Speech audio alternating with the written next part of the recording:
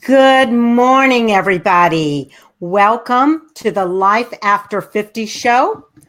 I am Catherine Watson, and I am really excited to be here. I thank you. For those of you who are watching live, let me know you're here. Put a notice in the comments. Say, hey, I'm here. I'm interested in this show. Whatever. Feel free to ask questions throughout the show. We'd love to have your questions, and we'll try to get to as many as we can. If we do not get to your question during the show, though, we will answer afterwards. And both Lisa and I will pay attention to this feed because I know a lot of you are going to be watching this after the show. It may not be the right time for you, and you may need to watch it tonight or another day. That's fine. We want you to have the information that the Life After 50 show is going to give you.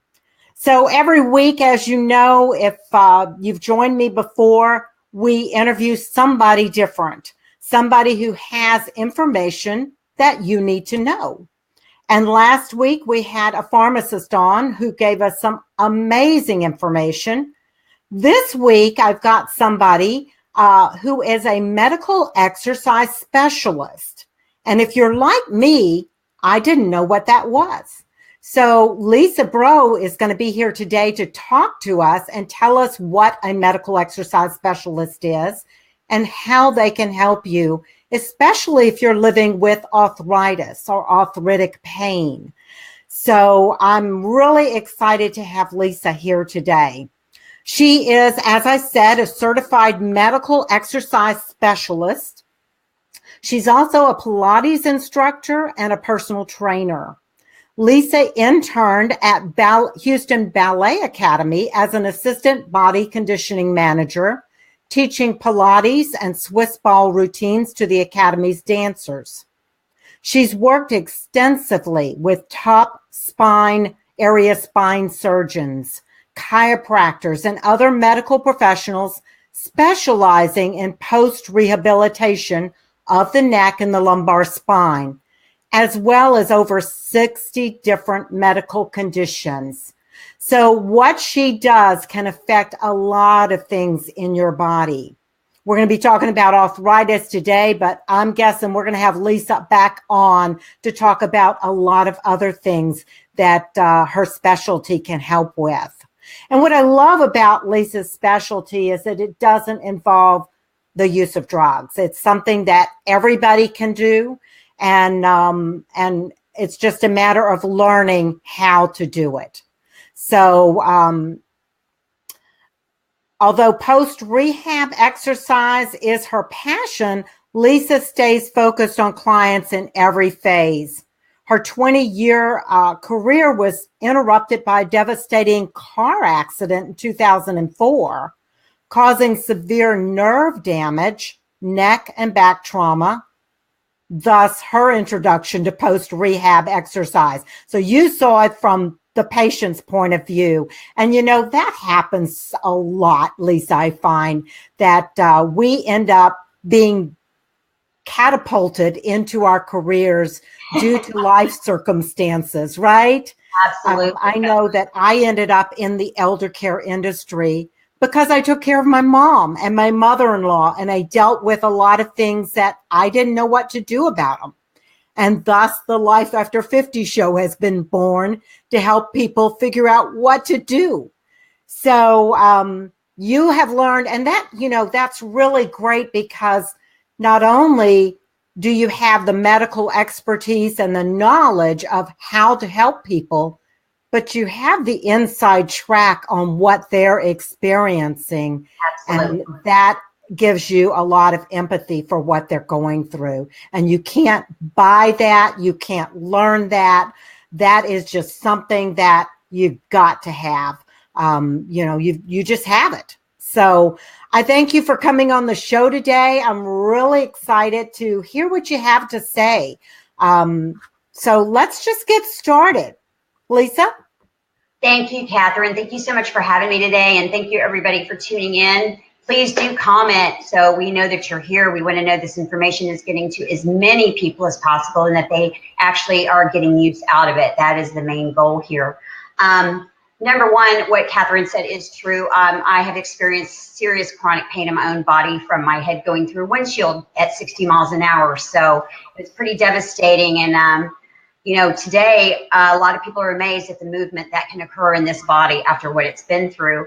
And a lot of it is due to the models that I use through medical exercise, medical Pilates, and other avenues that I employ when I work with clients.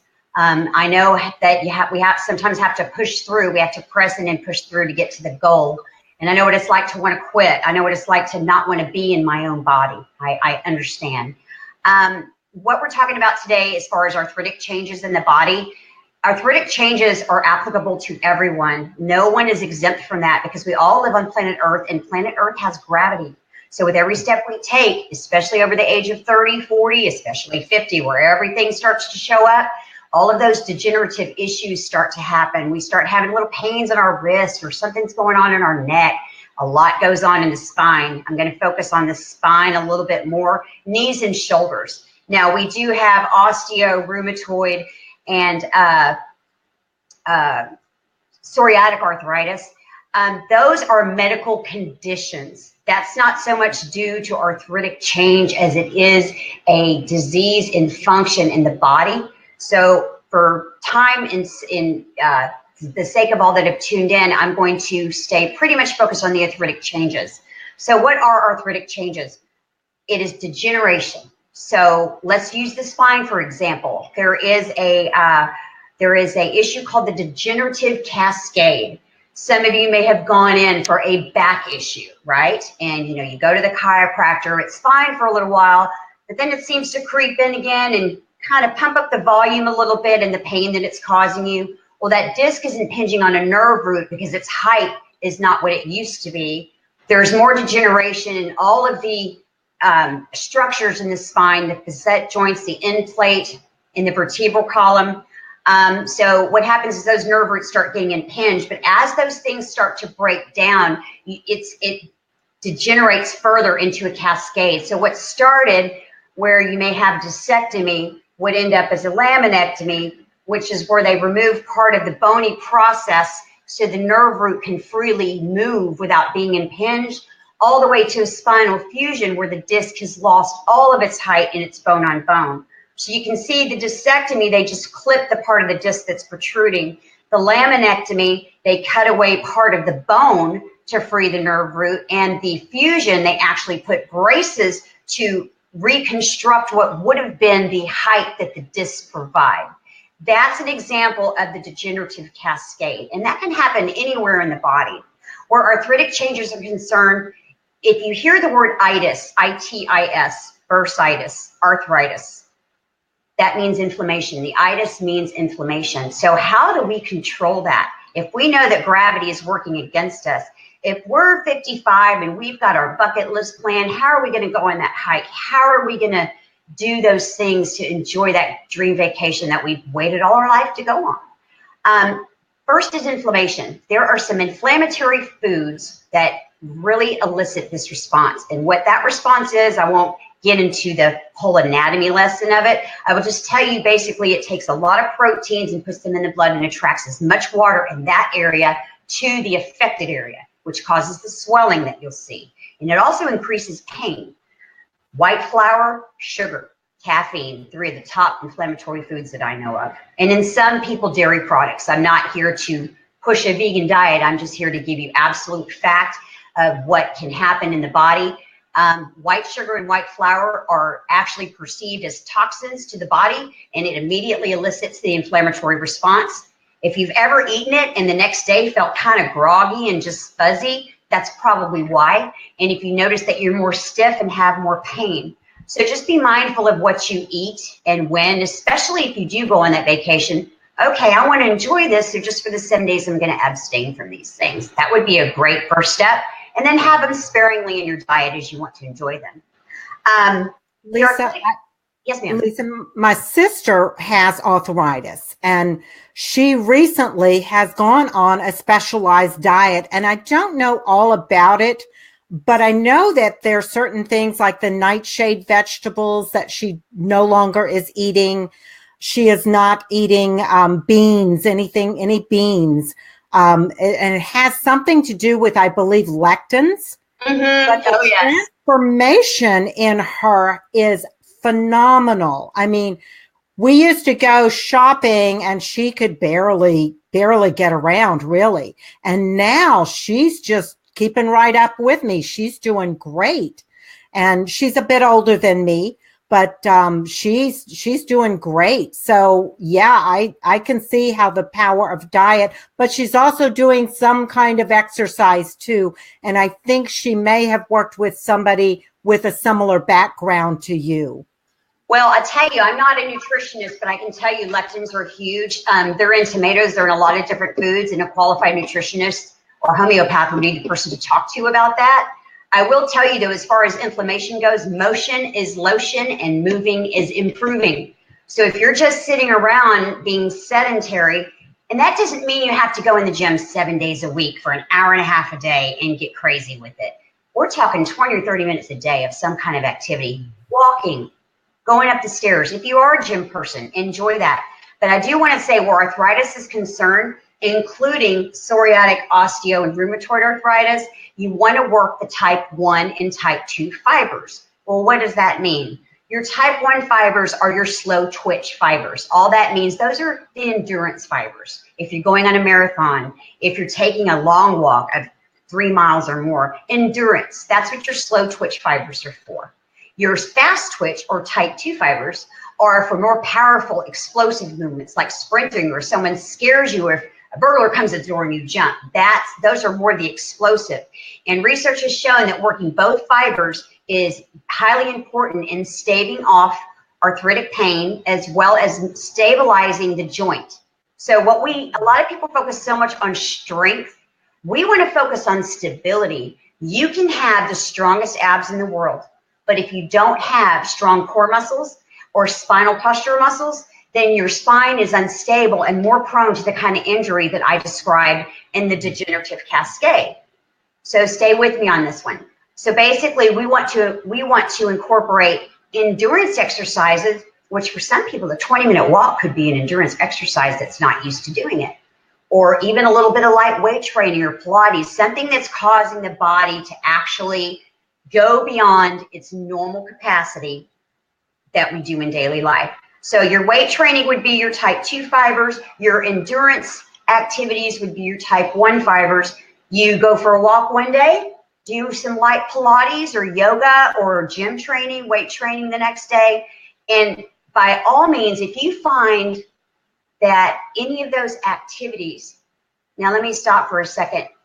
More importantly, your daily activities, if there's something that you're doing and getting up the next day and going, this really hurts, be mindful. Are you sitting on one side all the time? Are you carrying your purse on one side all the time? Are you leaning in your car one way all the time? Are we sitting too much all day? These things produce unhealthy loads and a lot of compression to already degenerative structures. So we want to make sure that we aren't overusing certain muscles and creating more imbalance in doing so in our daily lives. And that can be as simple as just kind of taking a little day diary. How have I moved today? You know, how long did I sit? What side did I sit on? Just kind of ask yourself those questions, and you'd be amazed if you just switch sides, how much better you would start to feel. I had a gentleman that it was an 18-wheeler, and he had so much pain in his hip and his left hip. His left foot didn't do as much driving. He just let the foot just fall to the outside. I told him to start carrying the foot to the inside, and his pain went away. Only because the hip was stuck in that one position so much that it started stressing the structures in the hip. So he just rotated it to the inside. Problem solved.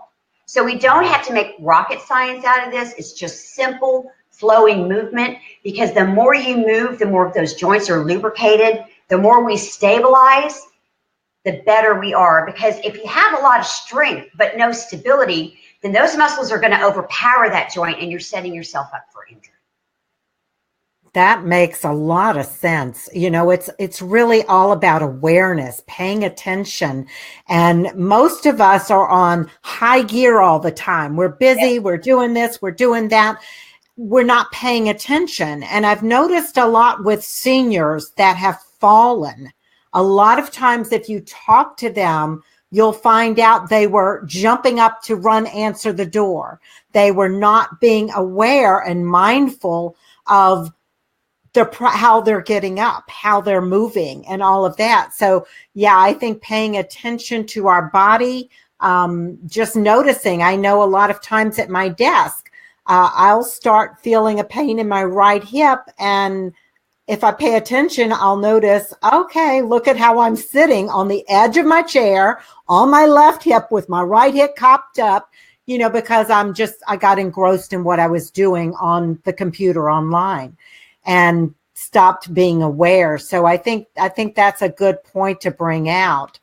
Lisa, what kind of tips can you give somebody other than the ones you've already talked about, if they really wanted to start getting a handle on their problems with their arthritic pain? And how could you work with them if they wanted to work with you? And where are you?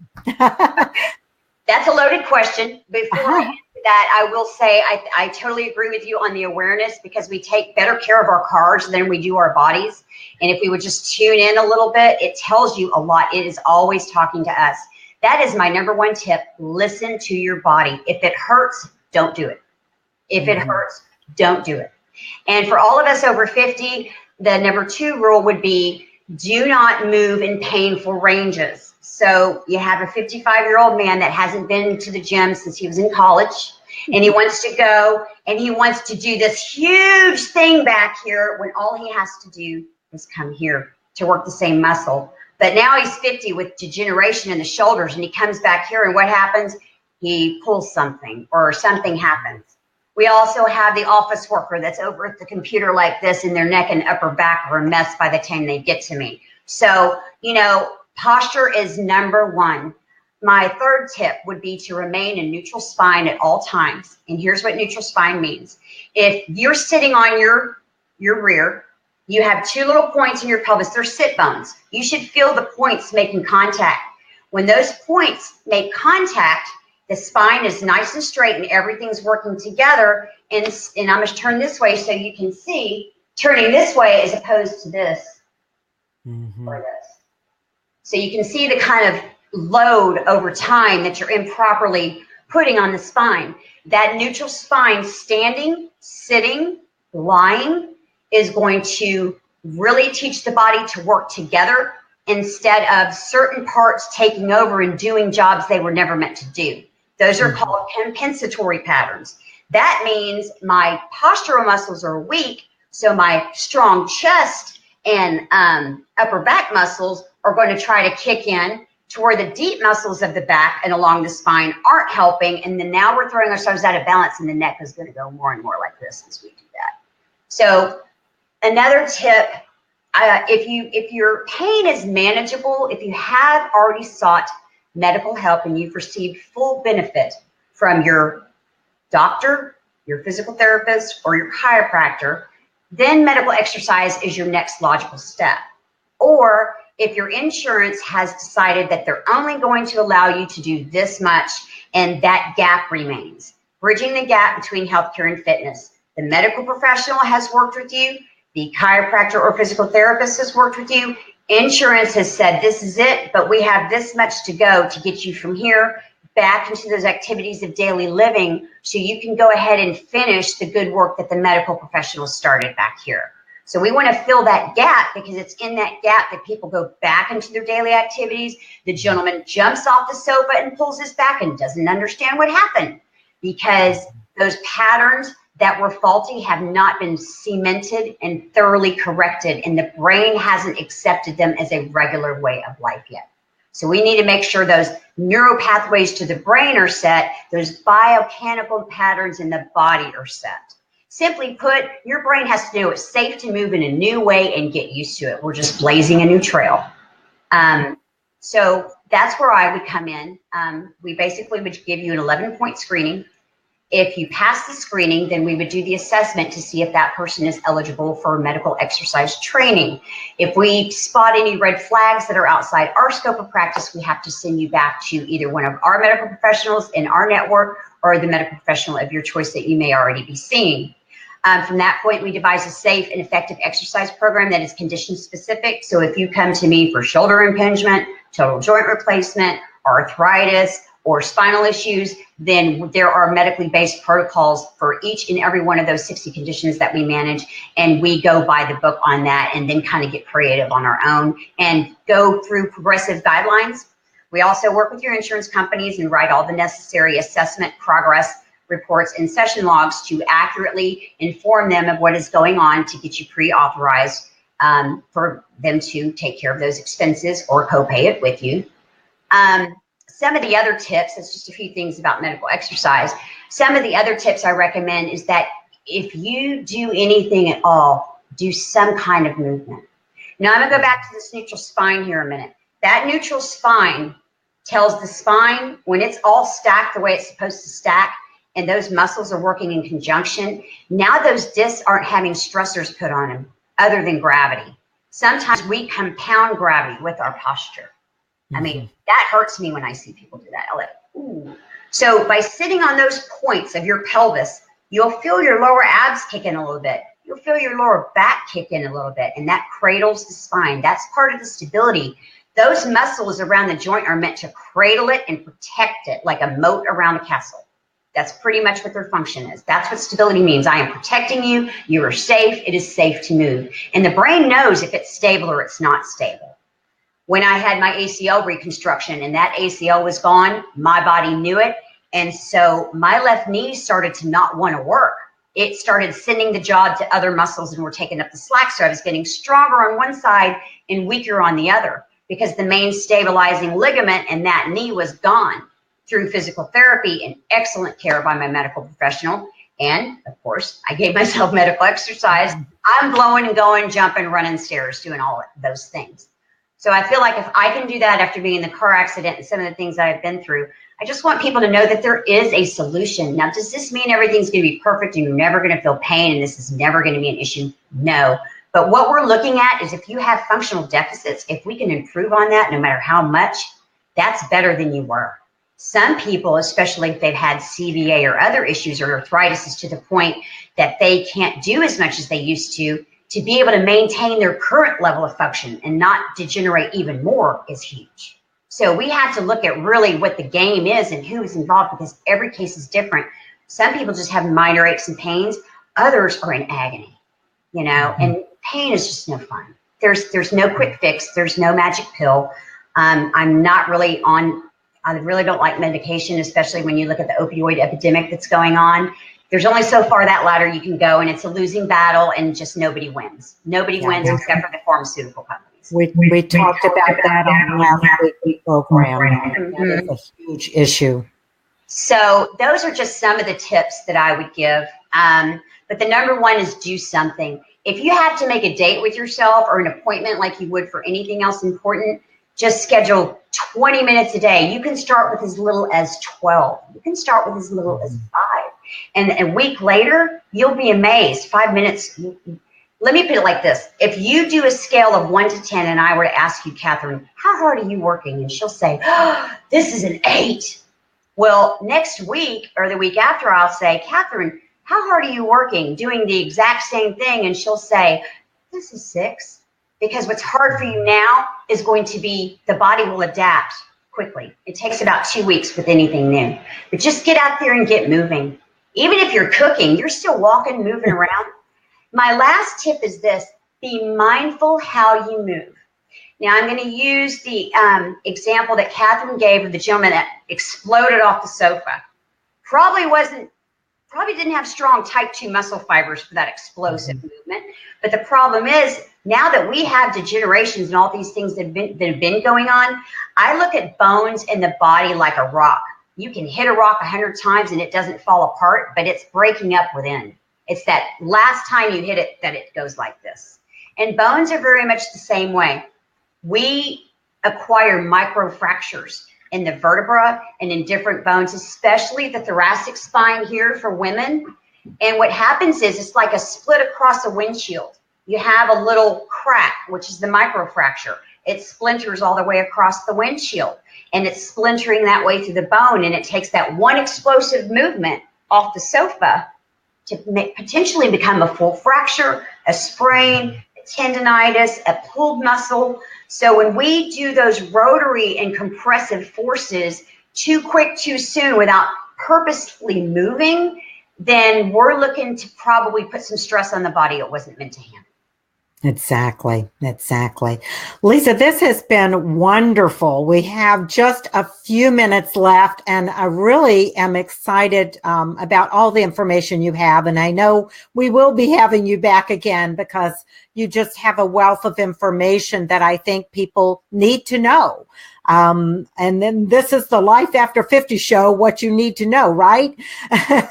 So I'm really glad that you reached out to me because I didn't know about this specialty. And I'm guessing that a lot of the viewers are like me. They did not know about this specialty.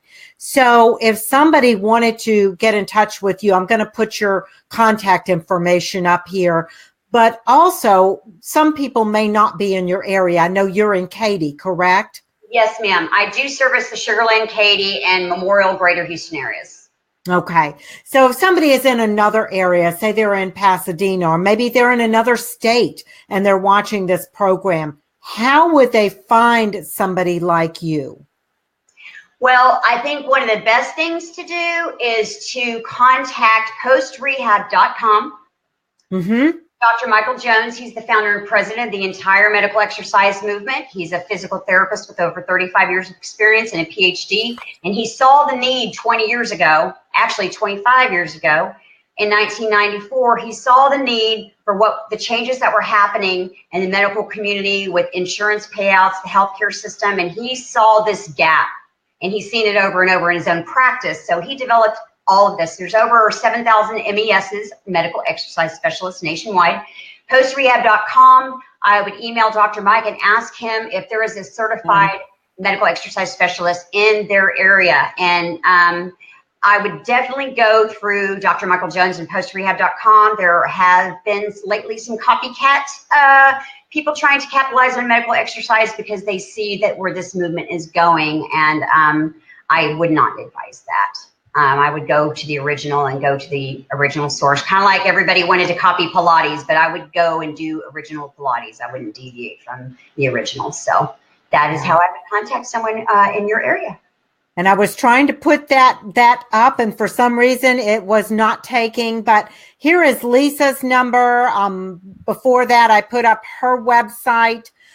We will also put in the comments. Oh, I see Faye has joined us. Faye, thank you so much for joining the program. This was a great program, wasn't it, Faye? Yeah.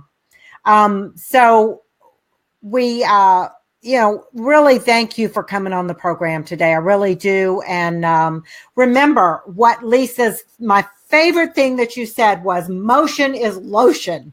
And if you get nothing else out of this program today, get that. We're meant to move. Our bodies were not meant to sit at a desk all day. Yeah. And one thing I learned to do a long time ago was to set a timer, and everybody has a cell phone at their desk. I'm sure you do. You have a timer on your cell phone. Put the timer on and remind yourself to get up every hour and walk around the room, stretch, do something, but we're not meant, and I'm really bad about it. I can sit at my desk for hours writing and doing things online and forget the time and not take care of my body. So set that timer. Lisa, again, do you have any last words you want to put on? Motion is lotion. Moving is improving. Moving is improving. I love it. Okay. I stole that, but she said I could use it. Thank you so much, and have a great day. Everybody, thanks for coming on the program. Next week, we're going to have Stephanie Salcedo on. She is going to be talking about funerals. I know it's not a topic you really like to talk about, but planning ahead takes a lot of stress away from your families at a time where they don't need any extra stress and strain. So planning ahead is really something that you want to think about doing. She is an independent funeral advisor, so she can work with you with any type, whether you want cremation or traditional funeral, whatever, and with all providers. So join us next week and every Monday at 11 a.m. for Life After 50. We are sponsored by FindHoustonSeniorCare.com. Have a great day. Thanks, Lisa. Bye. Thank you, Kathy.